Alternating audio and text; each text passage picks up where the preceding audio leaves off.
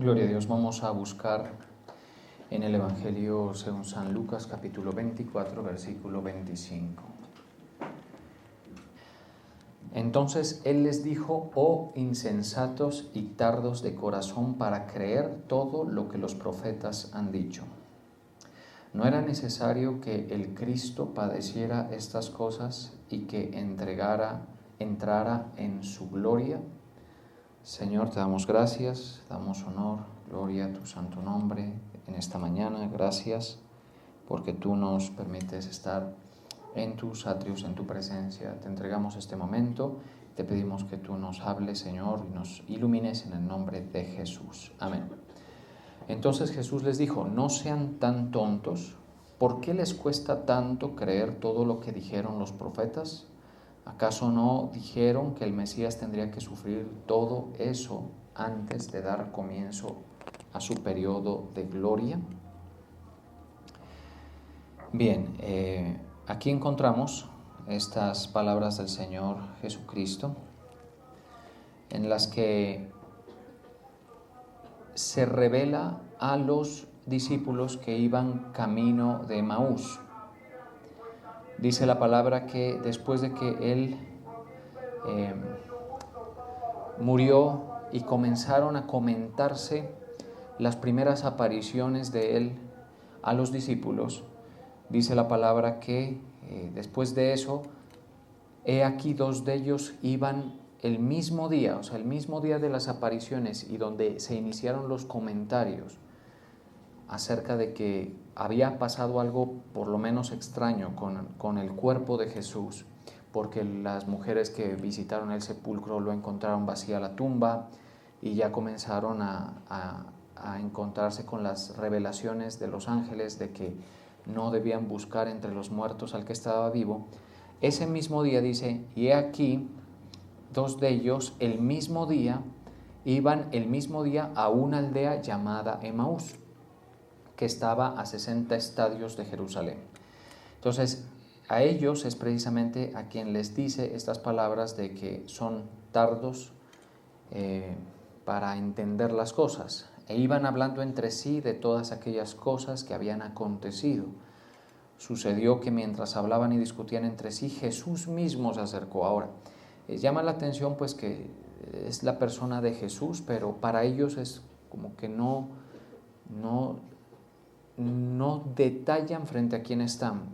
Y esto es explicable por varias razones. La primera es que, no esperaban que Él estuviera en medio de ellos, que estuviera vivo. Entonces, cuando uno, por ejemplo, no está dispuesto a ver algo porque alguna situación lo predispone, normalmente no lo ve. Esto lo han estudiado mucho en eso que son las ilusiones ópticas y todo esto, los patrones también psicológicos y muchos otros aspectos que nos dan cuenta de cómo la mente sugestiona lo que vemos, ¿no? O sea, no es algo raro ni tampoco es del todo inesperado lo que les acontece a ellos. Primero, que no ven en Él los idénticos rasgos de cuando fue crucificado, por ejemplo, de la última vez que compartieron con Él, por un lado. Y por otro, también el hecho de no esperar verlo, pues es como que pasan sin detallar frente a quién están. Dice la palabra que Jesús mismo se acercó y caminaba con ellos, mas los ojos de ellos estaban velados. Además de eso, también el efecto que se describe aquí del velo, ¿sí? Es como la incapacidad de ver con claridad. Eso es lo que un velo nos produce si nos lo ponemos encima. Sí, o sea, uno ve a través de un velo. Lo mejor con lo que podemos entenderlo es las cortinas livianas, esas son velos. Es que uno sí ve hacia afuera, por ejemplo, pero el detalle se pierde muchísimo, la claridad, ¿no? Es como algo borroso, como algo falto de detalle. Y hay un fenómeno espiritual aquí que es estar velado en los ojos, ¿sí? Tener velo. Y es algo interesante de, por lo menos, detenernos, porque nos daremos cuenta que muchas veces en el proceso del discipulado con Cristo, se van cayendo velos, como que hay cosas que antes no veíamos de nosotros mismos, no veíamos de los demás, no veíamos de la iglesia, y la vida misma la veíamos a través de un velo, que esto también podría ser una perspectiva, ¿no? En la que, por ejemplo, no se ve el mal del mundo como deberíamos verlo. El mundo a veces es brillante, es prometedor, es seductor para el que tiene velo, pero no para el que ve con claridad lo que está frente a sus ojos. Las fuerzas del mundo, las corrientes del mundo, los comportamientos de los seres humanos en todas las áreas en las que vemos el desempeño. Entonces uno se da cuenta de eso y uno dice, cuando yo me convertí, un velo se cayó, por ejemplo. Yo comencé a ver las cosas y conforme vamos siendo edificados, nuestra perspectiva es como que se ajusta más. Esto lo sostiene también la Escritura con otro pilar fundamental, y es el hecho del colirio en los ojos. ¿Sí? Porque si alguno dice, entonces si yo me convierto, inmediatamente paso a ver con claridad todo, pues se cae un velo, ¿no? Se cae un velo, pero uno le hace falta aún ser ajustado más en la perspectiva y que se vayan cayendo otros velos. Podríamos pensar que aquí los velos hasta podríamos ponerles nombre, ¿no? Los afanes de este siglo, la vanidad, el engaño de las riquezas, la falta de revelación, la ignorancia también es un velo. Hay muchas veces que la ignorancia es como un velo para nosotros que impide ver. ¿Cómo podemos corroborar esto de el colirio? Vamos a ver eso en una iglesia operante, porque en Apocalipsis vemos que el Señor Jesucristo se refiere a unos, llamémosle así, ciegos en una iglesia operante. Entonces, si nosotros somos una iglesia vigente y operante, también podríamos prestar atención a esas palabras de Cristo en las que nos advierte sobre la necesidad de pedirle a Dios, ¿sí? Y de disponernos a ser limpiados y a que los velos se caigan, porque a veces uno quiere estar con el rostro cubierto y seguir viendo las cosas como las está viendo. Por ejemplo, si uno está en una tristeza tremenda, intente animar a una persona triste. Usted puede hacer ese ejercicio incluso con usted mismo. Intente animar a una persona decaída, triste, angustiada. Va a darse cuenta que es difícil convencerlo, por ejemplo, de la verdadera proporción de sus problemas. A veces nosotros hacemos unos, la verdad, pues para vergüenza hay que decirlo, unos shows de nuestras situaciones, ¿no? Y de pronto contaría usted con una bendición y con, llamémosle así, suerte, que haya alguien que le diga, no, pero tranquilo, cálmate, no es para tanto, o sea, ¿sí? O sea, mira bien las cosas, no es para tanto eso. Ese marido no es tan malo como tú lo ves, tienes un velo, ¿no?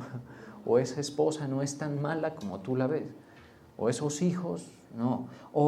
Y entonces comienza cuando hay una persona que ve desde más alto, tal vez posiblemente, o ve mejor, podría ayudarle, pero uno se da cuenta de algo, y es que es difícil, por ejemplo, cuando una persona está triste, esto más por lo menos en la inmadurez de la niñez y en la juventud se ve, que es difícil levantarlo, decirle tranquilo. ¿Por qué? Porque quiere ver o está enfocado en aquello que le produce tristeza, en aquello que le ha producido dolor. Entonces no es algo tan raro. Yo quiero resaltar eso respecto a los de Emaús, porque también estaban tristes, una tristeza de esas que uno rara vez siente, como que el proyecto se me esfumó, como que el profeta se me cayó. Entonces es duro. También eso contribuye a que no noten quién está delante de ellos, o más bien al lado, ¿no? ¿Qué dice en el libro de Apocalipsis respecto de la iglesia de la Odisea? Dice, por tanto yo te aconsejo que de mí compres oro refinado, capítulo 3, versículo 18, en fuego para que seas rico, y vestiduras blancas para vestirte, y que no se descubra la vergüenza de tu desnudez, y unge tus ojos con colirio para que veas. Eso de ungir los ojos con colirio para que veamos, yo lo conecto, pues porque la Biblia me lo permite, directamente con la lectura de la Escritura, de la palabra, y es como decir, yo mismo me voy a aplicar esto, yo mismo voy a ponerme el colirio, yo mismo me voy a ungir. Sé que no estoy viendo las cosas bien, no las estoy viendo con claridad. Por eso erramos gravemente cuando tomamos decisiones en momentos de angustia, en momentos de desesperación, en momentos de euforia también, ¿sí? Porque, por ejemplo, hay gente que en momentos de euforia, eso pone una foto de perfil y luego dicen, ¿yo qué fue que hice, Dios mío? ¿Sí? O lo publican o cualquier cosa. Y otros descuelgan sus fotos y comienzan a hablar. Yo he visto eso mucho en redes sociales. Comienzan a hablar a los cuatro vientos de las redes sociales de sus problemas o de sus... Entonces dice, hablan acerca de un mal hombre que tuvieron, o hablan acerca de, bueno, cantidad de cosas. Ya el que tenga oídos para el que oiga, como se dice. Y luego dicen, pero qué vergüenza, ¿dónde me meto? Y ya es tarde. Ya es tarde porque ya eso circuló, ya se dieron cuenta y todo eso, ¿sí? Y cuando vamos a ver, es el momento, ¿no? Entonces, en momentos de picos emocionales o de valles emocionales, pues yo me he dado cuenta que uno comete muchos errores, muchos, ¿sí? Y bueno, cuando las cosas están en cierta, llamémoslo así, calma, también una persona que se levanta, por ejemplo, y que no acude a ungir sus ojos, y lo primero que hace, por ejemplo, es dejarse impregnar de las redes, de las noticias, de todo eso, es muy probable que tenga una perspectiva de la vida velada, y hasta un cierto punto que hablemos de un ciego total, ¿sí? Por eso nosotros en este sentido es como quien dice, veamos las cosas, porque a veces en la riqueza, por ejemplo, es importante detenernos un momento en la iglesia de la Odisea, porque la iglesia de la Odisea era un tipo de iglesia, llamémosle así, peculiar. ¿En qué aspecto? En que había gente pues muy acomodada, ¿sí? Y así como a mí la pobreza me puede alterar la forma en que veo la realidad, por supuesto que la riqueza también, por supuesto que la comodidad también puede hacer eso, y tal vez con mayor eficacia puede ser, ¿no? ¿Y cómo lo sabemos? Versículo 17 de Apocalipsis 3 dice, porque tú dices, yo soy rico y me he enriquecido, y en ninguna cosa tengo necesidad, y no sabes que eres un desventurado, miserable, pobre, ciego y desnudo. ¿Cómo a la iglesia se le puede decir así? Sí, porque puede ser que la imagen que tengamos es que Dios me ha bendecido, yo soy joven y he logrado más que los mayores, yo estoy sano, yo tengo, si alguien podría decir, yo tengo la belleza a mi favor, podría decir alguien. Otro podría decir, yo tengo una buena familia, soy rico, llego a la iglesia en carro, llego a la iglesia y no me mojo, y tengo dinero, y tal vez hasta se le sube a la cabeza y yo soy el que más diezmo, y yo soy el que doy los diezmos, y que yo soy el que sirvo, y todo eso. Y si nos ponemos a ver, todo eso puede ser, no está mal, obviamente, pero no puede ser el parámetro de evaluación de la situación espiritual. Podemos estar frente a una persona ciega que no identifique entre su izquierda y su derecha, una persona incluso en la cumbre de su éxito, al borde del abismo, de un resbalón que lo pueda hacer caer muy bajo y hacer perder lo que él considera valioso por no haber tenido lo que realmente lo mantiene en el carril del temor de Dios, de la obediencia, de la sincera fidelidad a Cristo. Y eso es lo que le pasa aquí a esta iglesia, en Apocalipsis 3, 17 y 18. Por tanto, yo te aconsejo que de mí compres oro refinado en fuego para que seas rico, y vestiduras blancas para vestirse, y que no se descubra tu vergüenza. Otra cosa que me parece relevante es, la vergüenza nuestra. Mire, aquí sí no hay medias tintas. Aquí no hay medias tintas. Un arrepentido se le cayó el velo y pudo ver su vergüenza. Él, pues, lo que aquí le está diciendo es para que los demás no vean tu vergüenza. ¿Sí? O sea, obviamente aquí lo que le está diciendo es para que los demás no vean tu vergüenza, las demás iglesias, las demás personas. Entonces, para eso, ponte pues, unge tus ojos con colirio y haz todo lo que te digo que hagas ahí. Pero que vergüenza hay, la hay.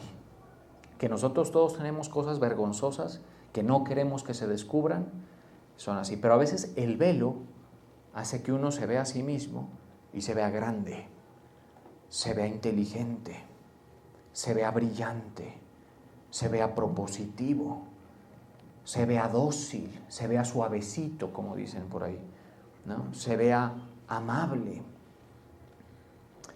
Y que cae una gota de colirio en un ojo y luego en el otro, cuando el pastor te abre las escrituras y uno comienza a ver, dice, yo tal vez no me debo considerar como me consideraba, y por eso es que la Biblia dice que no debemos tener más alto concepto de nosotros mismos que el que debemos tener. Pero el concepto que debemos tener de nosotros mismos se lo voy a decir quién se lo va a fijar: la palabra de Jesucristo, la palabra de Dios. Si el concepto que usted tiene de usted mismo lo está fijando con el cincel, digámoslo así, del mundo, ya vamos muy mal ahí, en ese punto. Bueno, entonces el velo es necesario que caiga para nosotros darnos cuenta. O sea, la iglesia de la Odisea debía decir, yo soy rico, tengo bendición, pero ¿qué pasa? ¿Será que tengo el verdadero oro espiritual? ¿Será que tengo el oro refinado en fuego, que llama aquí? Mis vestiduras son blancas o están manchadas de malas obras que las hacemos, todos las hacemos, y que a veces no queremos ver. Sí, nuestras vestiduras no están blancas. El único que las puede hacer blancas es Jesucristo y su obra sacrificial. Él sí puede hacer blanco nuestro pecado, que es rojo, escarlata, digámoslo así, como dice la misma Escritura.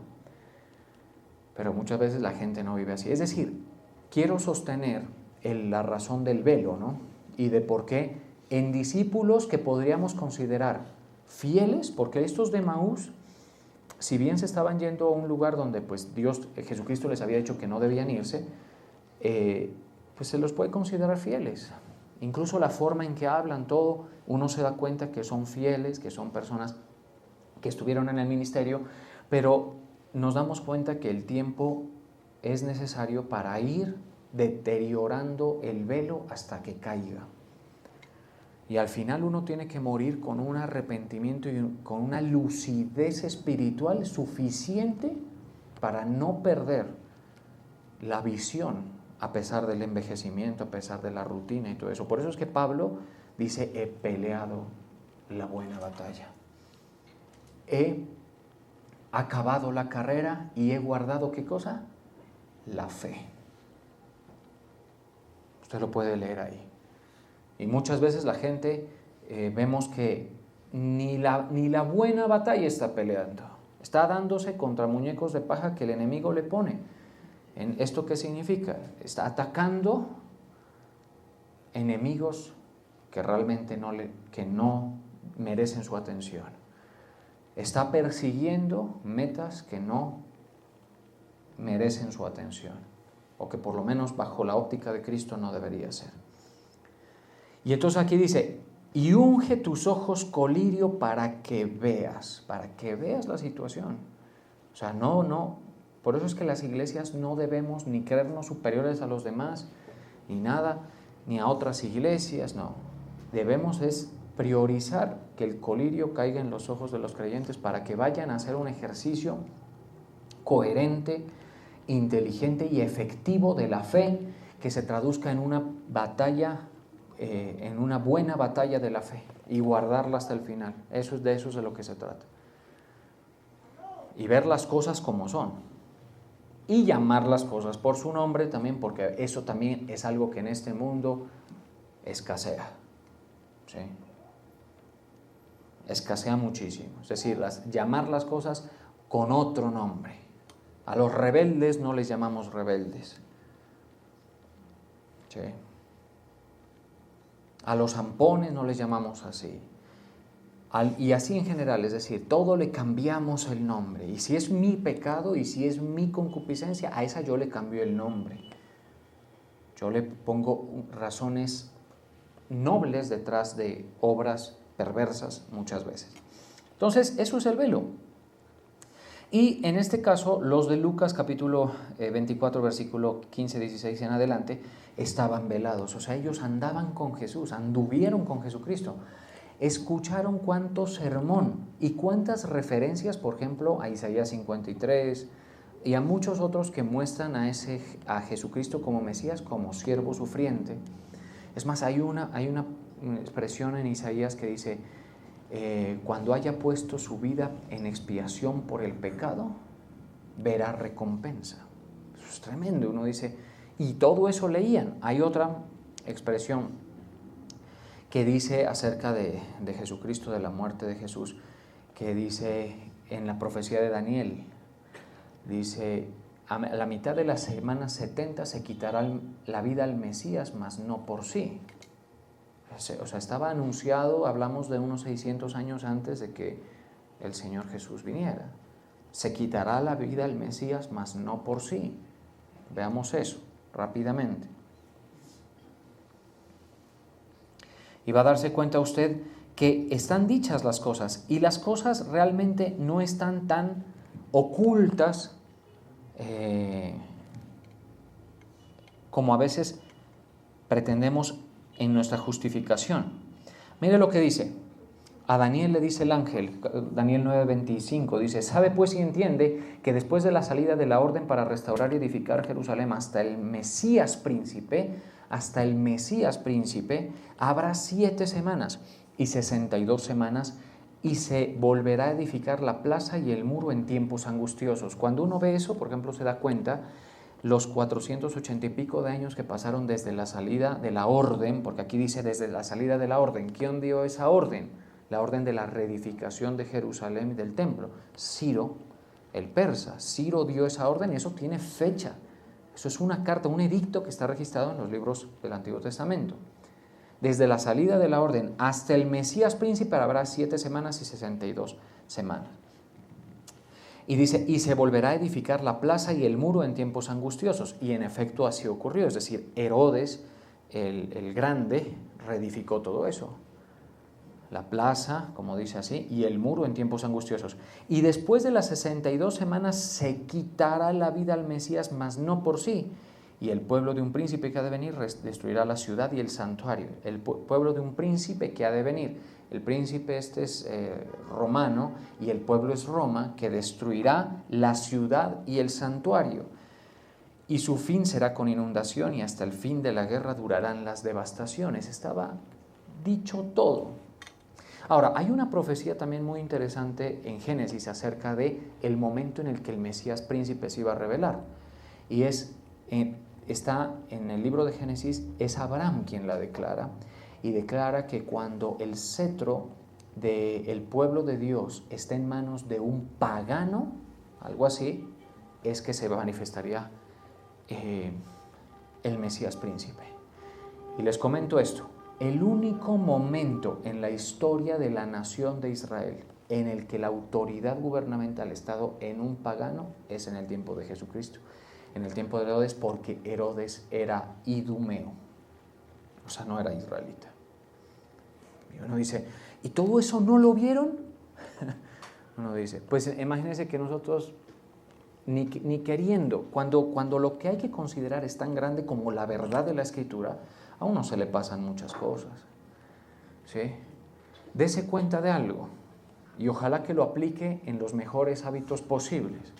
Véase una película una vez y usted sale y dice, buena película, estuvo chévere, me gustó, ¿sí? Luego véasela una segunda vez y verá que usted dice, ve, ese detalle yo en la primera no lo vi, ¿sí? Y no se fanatice, ¿no? Porque, pero yo claro, 3, 4 veces, pues ya tal vez mucho, ¿no? Para una película, sí. Pero yo con mis hijos me he dado cuenta que, por ejemplo, ellos son de repetir 10 veces o más. El Mario, los Avengers, el una cosa, la otra.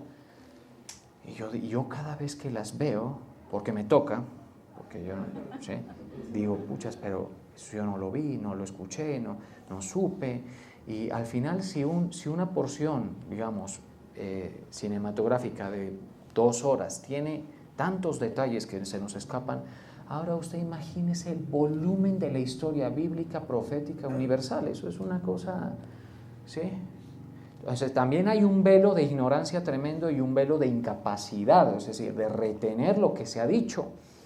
Por eso cuando se manifestó el Mesías príncipe, mejor dicho, no lo veía nadie. Es más, le voy a decir, solo lo veía el más ciego de Jericó, el Bartimeo. Para que se dé cuenta y para que se dé cuenta que aquí es por fe y no por vista, porque a veces los que más vemos, más velados estamos. Es una realidad que es indiscutible.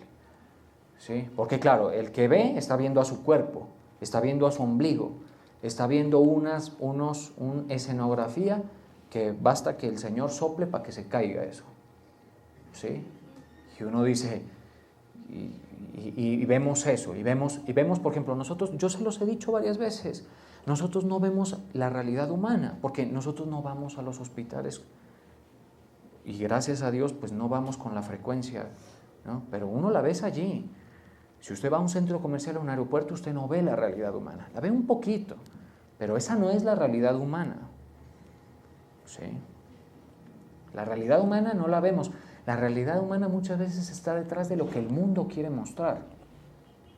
¿Sí? Detrás de lo que el mundo quiere mostrar. Entonces, los velos son, mejor dicho, abundantes. Y estos tipos que están aquí en Lucas, veamos, dice que todo eso sabían.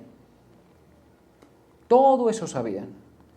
Ellos sabían todo eso que se había dicho por el profeta Daniel, lo de Isaías lo sabían, lo de Salmos lo sabían, lo de Génesis posiblemente lo sabían, y así nos podemos ir a las filigranas, digamos, proféticas que también lo sabían. Ahora, usted puede que haya oído mucha palabra, puede que haya usted sido edificado en muchos aspectos y que vea más de lo que antes veía, sí, pero hay muchas cosas que todavía están veladas.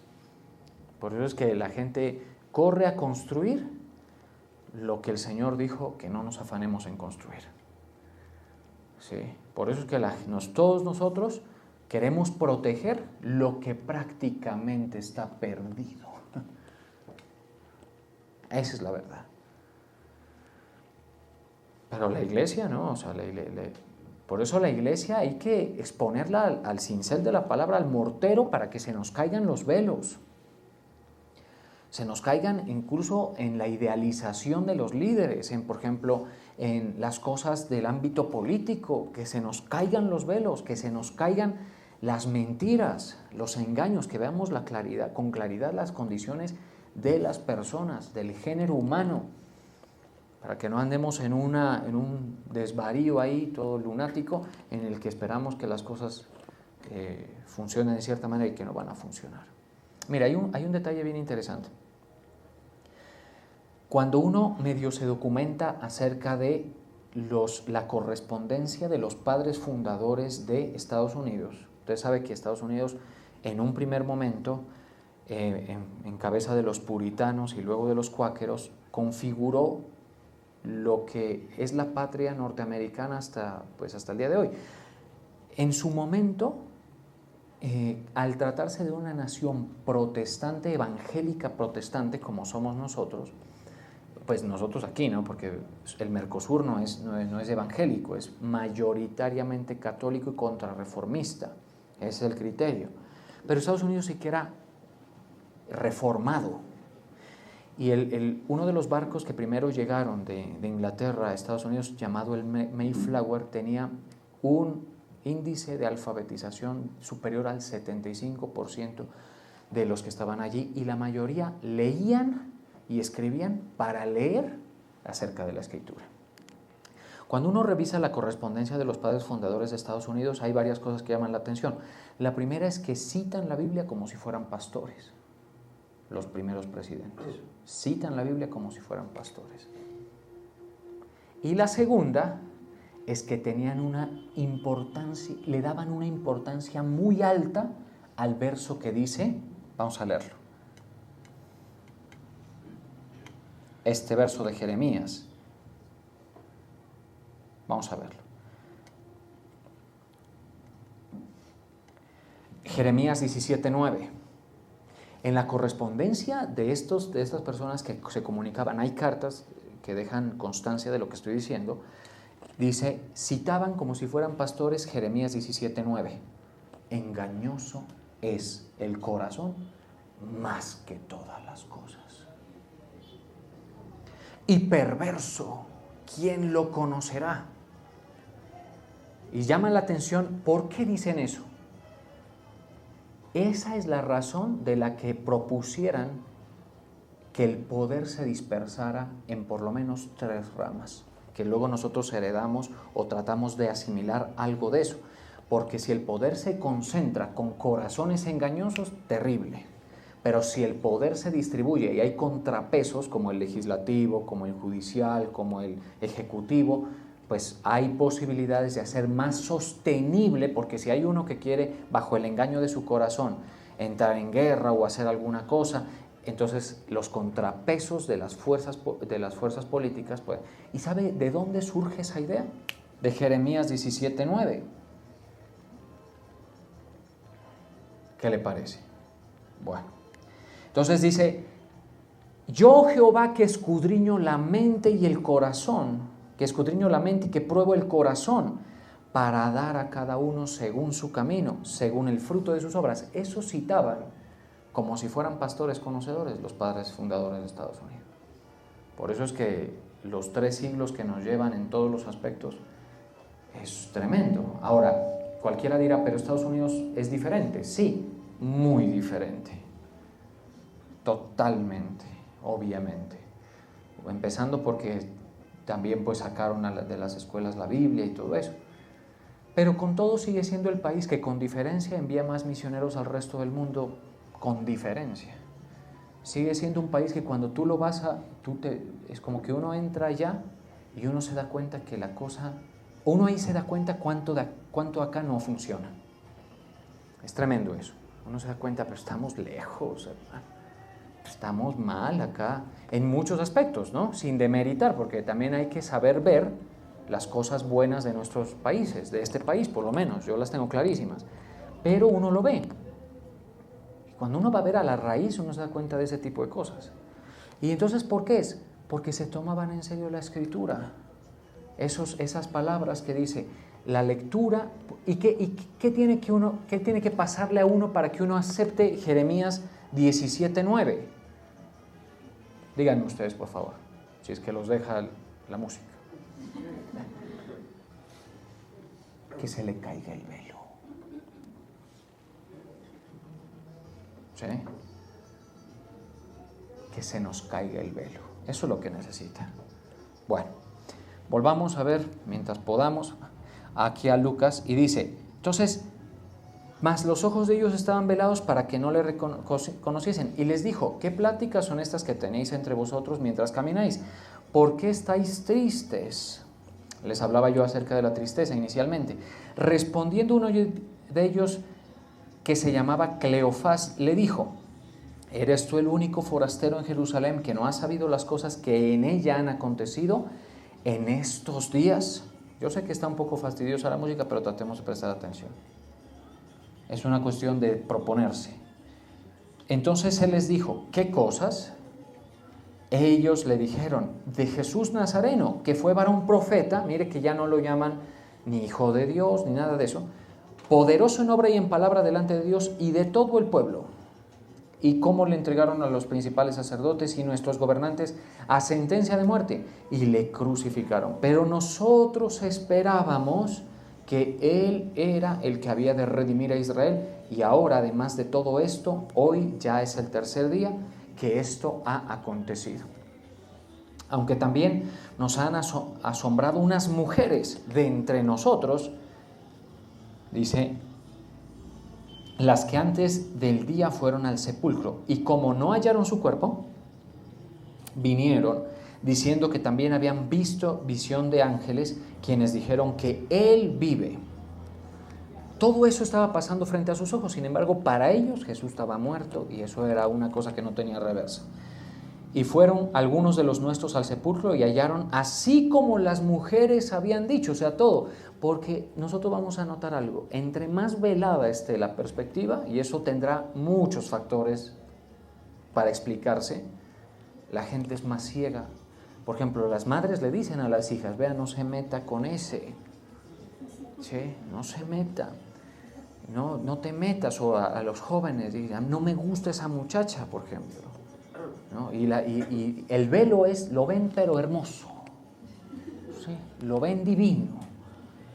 La madre se le cayó el velo, pues señores, obvio, si algo hace el matrimonio es que a uno le quita el velo de un, mejor dicho, ¿sí?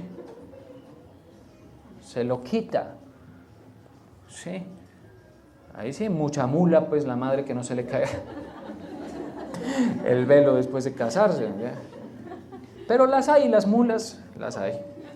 ¿Sí? Y así hombres también. Por eso es que hay hombres que se vuelven a casar 2, 3 veces. ¿Sí? Que la soledad es muy dura, pastor. Sí, pero Ana, la que recibió al niño Jesús en brazos en el templo, ella se casó solo una vez y se le murió el marido y se dedicó a la oración, servía a Dios con oraciones y ayunos. Usted me dirá, qué aburrido, hermano, usted. Sí, yo tampoco haría eso, por lo menos, pero yo sé que ese es el estándar. ¿Estamos de acuerdo? Se le cayó el velo, porque si usted es la enamorada eterna, sí, tiene 50 años la señora, sí, arrugada ya, y usted no se le ha caído el velo, no se te ha caído con lo que te ha pasado posiblemente, no se te ha caído. Perdóneme, pero no sé qué se necesita. Pero muchas madres, con una les basta. ¿Estamos de acuerdo? Y dicen, no, mi hija, vea, por favor, espérese, termine de estudiar, no sea bruta.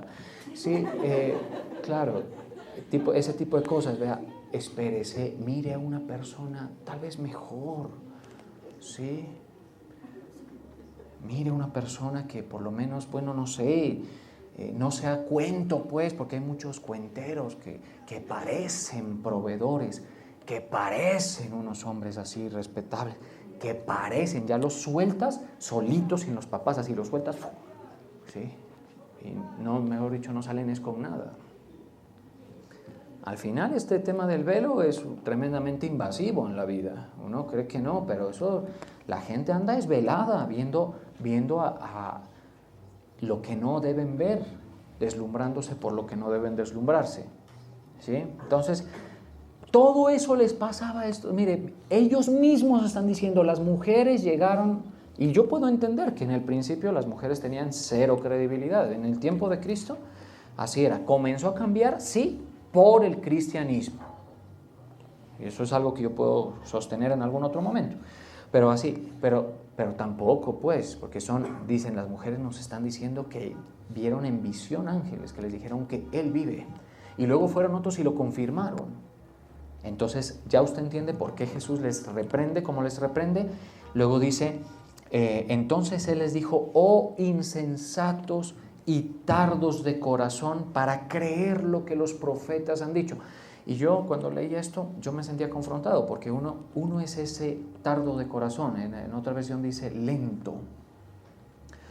Sí, mire que nosotros somos lentos. O sea, si no fuera porque el Señor en su misericordia nos deja venir un día más a la iglesia, denle gracias a Dios por esto. No hay que minimizar eso. No, usted no le está haciendo un favor a la iglesia.